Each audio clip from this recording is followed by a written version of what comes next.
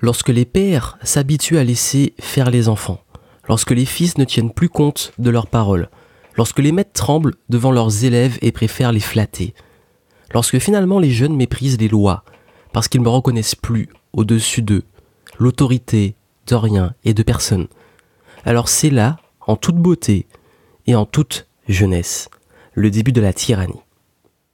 À votre avis, ça correspond à quelle époque ça ? Ce texte, il est de Platon, issu de son œuvre La République. J'ai une question, c'est est-ce qu'on apprend de nos erreurs ? Et est-ce qu'on n'a pas finalement tué une génération ? Ou plutôt des générations ? J'ai discuté avec beaucoup de personnes qui disent beaucoup que la jeunesse est foutue, qu'on a tout perdu, que voilà, que l'éducation, les jeunes, c'est plus ce que c'était. Et pourtant, voilà le texte de Platon que vous avez pu écouter au début de ce podcast, qui a l'air plutôt d'actualité et qui pourtant commence déjà à dater. Et c'est vrai que suite à mon coup de gueule, qui a été un gros coup de pied au cul, ma dernière vidéo, où je parle des comportements toxiques des gens qui ne se bougent pas le cul et qui n'avancent pas, j'ai eu pas mal de retours très positifs. J'ai même des personnes qui m'ont envoyé des messages privés. J'ai reçu des emails et des messages privés sur mon Facebook de personnes qui m'ont dit « Johan, merci. Merci, j'ai pris conscience que finalement je me bougeais pas et que j'allais passer à l'action. » Comme quoi, par moment, il faut vous donner un petit peu des coups de pied aux fesses. Et vous savez, je vais vous faire une confession, c'est que personne ne m'a jamais reproché une vérité difficile. Vous savez, j'ai peut-être utilisé des mots crus, peut-être c'est cash, peut-être que ça peut paraître méchant, entre guillemets, mais vous savez, en fait, il y a beaucoup de personnes qui vont... On aurait aimé qu'on vous dise « oui, tout va bien aller » ou « c'est pas ta faute », etc. Mais est-ce que ça aide vraiment ? Et je vous avoue que j'ai plus souvent des remerciements de personnes qui me disent merci de dire la vérité, merci de m'aider à me bouger que de gens qui vont me le reprocher au final. Mais comme je l'ai dit, ça concerne les personnes qui peuvent se sentir concernées. Je sais que derrière, il y en a beaucoup qui agissent, qui avancent, qui progressent, même difficilement. Je suis pas en train de vous dire que vous allez devenir un top performeur du jour au lendemain ou vous dire qu'il faut tout le temps être dans l'action. J'ai jamais dit ça. Je dis juste qu'il y a un moment quand on veut quelque chose, il faut faire ce qu'il faut. Et je sais que vous êtes très nombreux, vous êtes une grande majorité à agir. Hélas, sur le coup, c'est vrai que on se rend compte que même cette majorité à agir reste une minorité à une échelle plus globale. Enfin bref, c'est pas le sujet ici, c'était juste un petit rappel du contexte. Et c'est vrai que pour remettre le contexte, on est un petit peu très nombreux à être affligés de comportements un peu passifs, l'inaction, le manque d'attentisme, le manque d'attention aussi. Cette génération jeune comme plus âgée, comme plus vieux, qui ont des difficultés, des troubles de l'attention. On n'arrive plus à rester concentré sur un truc, tout va vite. Et on se demande, on se dit, mais où on va et est-ce qu'on n'a pas tué en fait une génération ? Et je vais vous dire quelque chose, je vais commencer avec une anecdote. Quand j'ai démarré mon activité, je me plaignais tout le temps.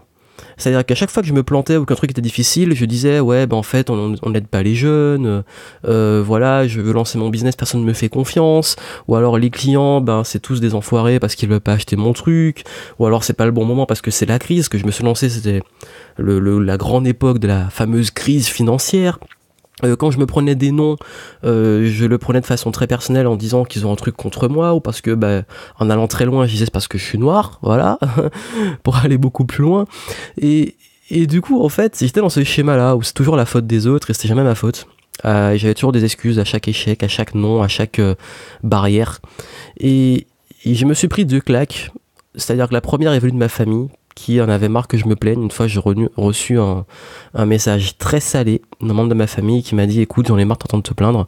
Il y a un moment, il va falloir que tu te bouges le cul. » Et aussi mon mentor qui m'a dit mes 4 vérités, mentor de l'époque, en me disant que à un moment, en fait, est-ce que tu te rends pas compte que t'attends trop des autres ? Et que si tu veux justement jouer dans la cour des grands, il faut que t'arrêtes de ramper avec les maternelles. Et ça, c'est resté dans ma tête. Ce concept que si la vie ne te donne pas ce que tu veux, c'est à toi de t'élever, d'aller le chercher. Et voilà, souvent on pense avoir aucune opportunité. On se dit toutes les portes se ferment, il n'y a peut-être pas de contrat, il n'y a pas de client, il n'y a pas de poste, il n'y a pas de logement qu'on trouve. Dans ce cas, est-ce qu'il ne faut pas s'élever et créer son opportunité ? Un exemple très simple, les personnes qui ne sont pas forcément prises Je vais donner un exemple de très récent qui m'a beaucoup impressionné. C'est par exemple DJ qui a organisé le grand sommet de la motivation. Il voulait être conférencier à d'autres événements. Bon voilà, il n'a pas été pris. Qu'est-ce qu'il a fait? Il a créé son propre événement. Ça, c'est une preuve de création d'opportunités, d'audace et de montrer comment on peut s'élever. Il y a aussi le fait de ne pas trouver de contrat. Quand je débutais, je voulais faire des petits contrats de création de sites, de marketing, des trucs comme ça pour débuter, pour survivre. Et souvent, je me prenais des claques. Des gens qui me disaient oui, on te répond bientôt. Et à un moment, je cherchais même un emploi, un truc plus stable en attendant. Et on me dit oui, on va te répondre, il y aura un poste qui va se libérer. Et puis je me prends une grosse claque. Je vois que le poste, finalement, il est mis en ligne sur Internet. On m'a jamais prévenu. Je postule, on me dit que mon profil ne correspond pas. Alors qu'on m'avait promis ce poste. Qu'est-ce que j'ai fait? J'ai pas attendu sur eux. J'ai fait du contenu, j'ai créé mon branding. Et je suis arrivé à un stade et j'en ai déjà un petit peu parlé. Ces personnes m'ont contacté, il y a de ça pas très longtemps, mais c'était 5-6 ans après cet événement, pour me demander, ils m'ont demandé, est-ce que je peux travailler pour eux? Et j'ai refusé, pas par méchanceté ou par vengeance, c'est juste que c'était plus dans mes projets actuels. Et c'est encore une preuve que faut pas attendre sur les autres, faut pas attendre sur les opportunités qui vous tombent entre les mains. Et beaucoup me disent, j'ai pas d'argent, donc je peux pas. J'ai pas le temps, donc je peux pas. J'ai pas l'information, j'ai pas la compétence, j'ai pas le réseau, j'ai pas ceci, j'ai pas cela. Il y a deux bonnes nouvelles. La première, c'est que vous pouvez apprendre à l'avoir, comment faire pour avoir, et que la deuxième, c'est que vous pouvez décider et vous bouger pour l'avoir. Et en gros, est-ce que si on vous donne pas les choses entre les mains, vous ne faites rien? Non. Et en fait, c'est ça en fait, c'est demander l'exemple courant, c'est que parfois on me pose des questions, par exemple sur des vidéos, dont la réponse est en description. Il y a une fois une personne qui s'énerve, qui dit ouais, mais ça aurait été quand même mieux de donner les noms, d'écrire les noms. En fait, c'est écrit noir sur blanc dans la description. C'est ça en fait. Et encore, à ce jour, on peut mettre une information écrite noir sur blanc en gras. La personne va vous le demander. À un moment, j'étais dans un bureau. Il y avait les horaires affichés devant la porte. La personne est quand même venue demander. En fait, c'est vrai et pourquoi on en est arrivé là? Je parlais de sacrifice. C'est quoi le rapport avec le titre? En fait, depuis l'école, on apprend des modèles. On nous dit, il faut faire comme ça, faut penser comme ça, faut utiliser tel modèle. Si tu fais pas la méthode, t'as pas une bonne note. Je vais jamais oublier cette fois où il y avait un exercice de maths. On avait donné un problème et j'avais trouvé la solution au problème. Et le prof m'avait donné de mauvaises notes parce qu'il avait estimé que j'avais pas suivi sa méthode. Alors que j'avais trouvé la même réponse. Parce que j'ai une logique un peu spéciale parfois. Surtout en mathématiques, j'avais une logique un peu particulière. Et les démonstrations, par moment, j'avais vraiment du mal avec la logique de ce prof-là, notamment. Et du coup, on est un petit peu formaté à suivre des méthodes. Et je dis pas que c'est mal. Je suis pas en train de clasher comme beaucoup le font l'école en disant que c'est pas bien de fonctionner comme ça. Il faut bien qu'on ait des méthodes. Le problème, c'est que c'est bien d'avoir une façon de faire, une méthode, mais c'est pas bien de dire que c'est la seule et unique. Et voilà, et du coup, on est formaté depuis tout petit à se dire, il faut faire comme ça, et il faut suivre ce schéma-là. Et si on fait pas comme ça, c'est pas bon. Et qu'est-ce que ça fait? Ça fait une génération de personnes qui, dès qu'ils voient d'autres qui sortent des cadres, ou des trucs qui sortent des cadres, ils flippent, ils critiquent, ils jugent, et c'est pas normal. Et pareil, on veut une information maintenant.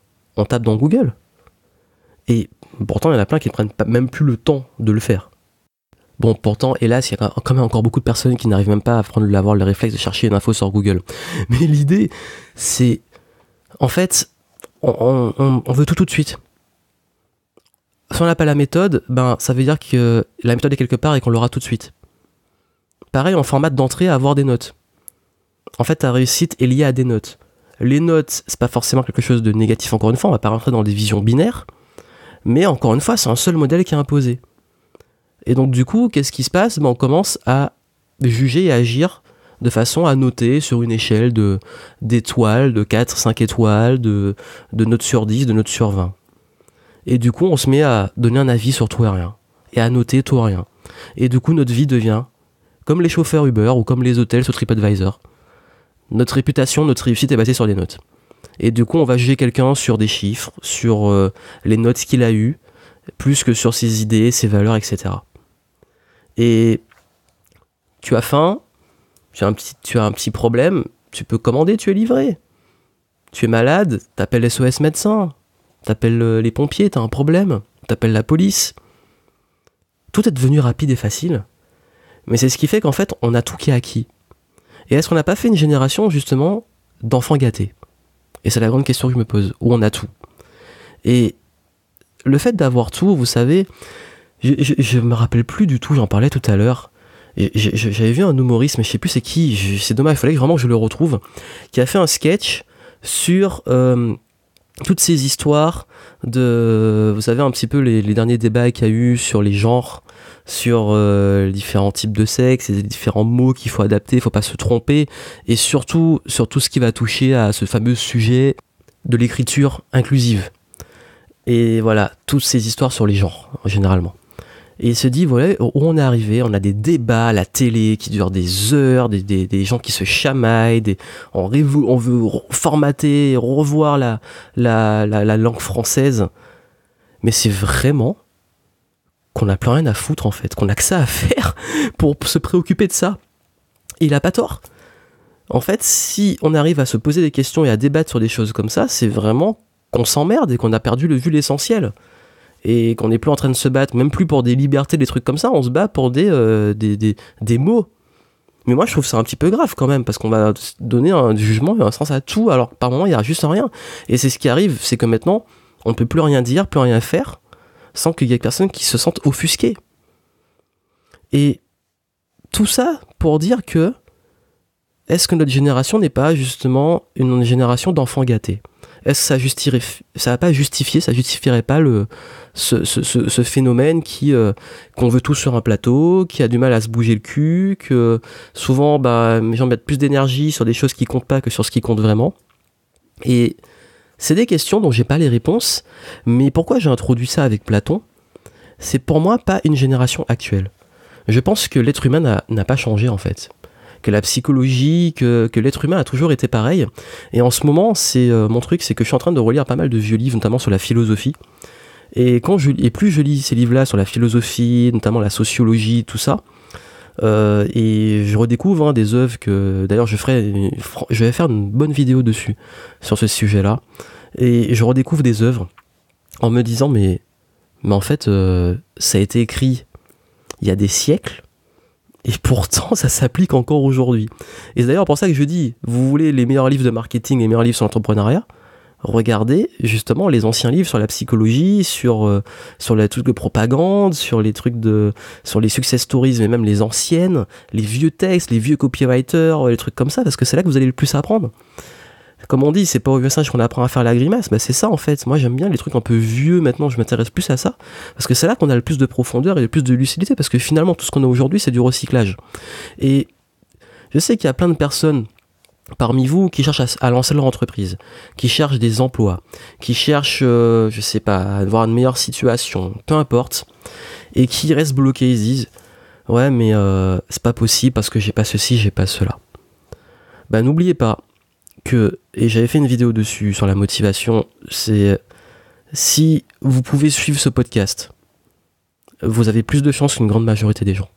Et vous avez déjà tout pour réussir. Et oui, vous avez beaucoup plus qu'une grande majorité des gens pour réussir. Pourquoi ? Parce que vous avez déjà, je pense, Internet, vous pouvez suivre ce podcast, donc vous pouvez avoir accès à une connaissance infinie. Et oui, vous avez accès à la connaissance, ce qui est déjà énorme. Si vous avez Internet, c'est que vous avez sûrement au moins un toit, donc de quoi manger, un frigo qui est plein.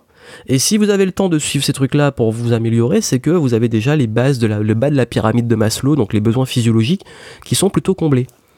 Et donc, si vous avez le ventre plein et l'accès à la connaissance, vous avez tout pour réussir.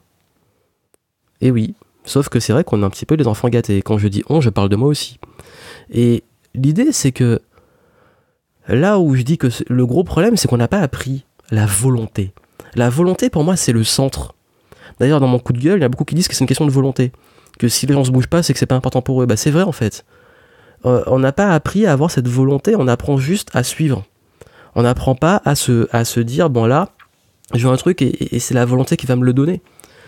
Vous savez, en fait, quand j'ai fait du karaté depuis tout petit, j'ai commencé, j'avais 7 ans, et sur les murs, il y avait 3 mots. Il y avait volonté, il y avait courage, et il y avait discipline. Volonté, courage, discipline. Donc je peux vous dire que j'en ai bouffé ces mots-là dès le départ. Et oui, c'était l'idée, c'est que c'est les arts martiaux, l'art martial, il y a une philosophie derrière, et c'est là que j'ai appris ça. Mais à l'école, je l'ai jamais appris. Oui, c'est plus la famille qui va te dire, voilà, bouge-toi, étudie, etc. Mais il n'y a pas des cours sur comment gérer sa motivation, sur comment se motiver, sur comment gérer la volonté. Au contraire, les parents eux-mêmes sont démotivés. Ils veulent que leurs enfants se motivent, mais eux-mêmes, ils sont démotivés quand ils sont à la maison, dans leur emploi, ils se plaignent, etc. Là aussi, il y a encore un souci. Et voilà, du coup, les personnes, ils n'ont pas d'argent, qu'est-ce qu'ils font ? Ils pensent qu'ils vont peut-être juste suivre le schéma, trouver un travail, un truc pénible, juste pour se nourrir et s'en voir plus loin. Sans se dire qu'ils peuvent, par exemple, bosser pour quelqu'un ou faire des missions, même des trucs chiants, mais temporaires, en ayant un plan, une stratégie, pour se dire, je fais ça pendant tant de temps, je mets tant de sous de côté, et après, je lance mon truc, ou ça m'aide à avancer mon truc. Ou alors, j'ai pas le temps. Ok, j'ai pas le temps, je veux dire, on a tous 24 heures par jour. Et là encore, il y en a plein qui vont dire des excuses, ouais, mais j'ai des enfants, ou j'ai ceci, j'ai cela. Oui, mais vous avez fait le choix d'avoir ça. Donc maintenant, il y a des données, on n'est pas tous égaux dans ce qu'on a dans nos vies, mais tout ce qu'on a dans nos vies, finalement, à arriver à un certain stade de la vie, c'est beaucoup issu des choix. Je sais que c'est injuste. D'ailleurs, je jouais au Monopoly, j'ai fait un Monopoly il y a pas longtemps, j'ai dit, putain, mais c'est vraiment injuste le Monopoly, parce que tout se joue au premier tour. Si t'as pas les bons investissements, les bons trucs au premier tour, t'es foutu. Dans la vie, je pense que justement les meilleures décisions commencent très tôt, mais qu'après il est jamais trop tard. Même à un moment j'étais en galère, mais avec un peu de stratégie, j'ai réussi à relever la tête parce que j'avais pas réussi à acheter les bons trucs sur le Monopoly. Mais c'est vrai que ça va être plus difficile, je sais que c'est plus dur pour certains que pour d'autres, on n'est pas tous égaux à la naissance, mais on a tous le pouvoir de choisir. Et quand vous voyez toutes les success stories de personnes qui viennent de loin, qui ont été SDF, qui ont souffert de violences dans leur famille, etc., qui s'en sortent, c'est pas pour faire culpabiliser et tout, mais c'est juste qu'il y a un choix, et c'est comme l'histoire des jumeaux, qui est très connue, qui ont été battus par leur père alcoolique, etc.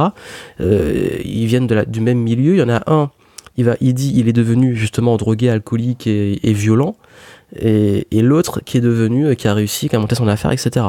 Et quand on demande à ces jumeaux, pourquoi ils ont cette vie maintenant, il y en a un qui dit, parce qu'en fait, j'aurais jamais pu avoir quelque chose de différent avec un père comme j'ai eu. Donc comme il était alcoolique, drogué, violent, je suis devenu comme ça. Et l'autre qui dit, comment j'aurais pu avoir quelque chose de différent parce que j'ai juste pas envie de ressembler à mon père. Et donc voilà, vous avez vu que c'est une question de choix aussi. Vous n'avez pas l'argent, utilisez votre temps, les bibliothèques, les contenus gratuits, vous avez des cours d'université en ligne, vous n'avez pas le temps, vous organisez, vous allez prendre plus de temps, mais vous faites un petit peu chaque jour. Vous n'avez pas les compétences, tout s'apprend. Surtout maintenant, à notre époque, il n'y a pas d'excuse pour dire on n'a pas accès à la connaissance. D'ailleurs, je trouve que c'est un scandale qu'on n'ait pas des cours pour apprendre à chercher dans Google. Honnêtement, quand je vois beaucoup, surtout chez c'est pas que les jeunes, mais beaucoup de jeunes qui posent des questions dont ils auraient la réponse en 3 secondes sur Google.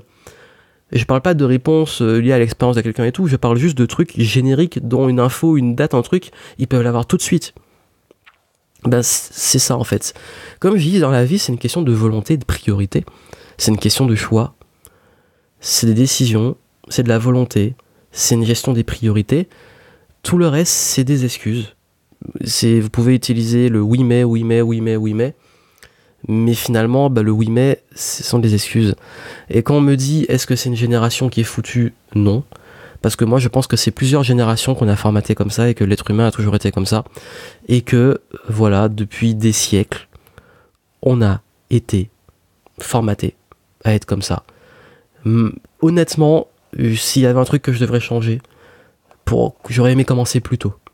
J'aurais aimé avoir accès à ce genre de contenu, avoir accès à tout le contenu que j'ai à ce jour plus tôt.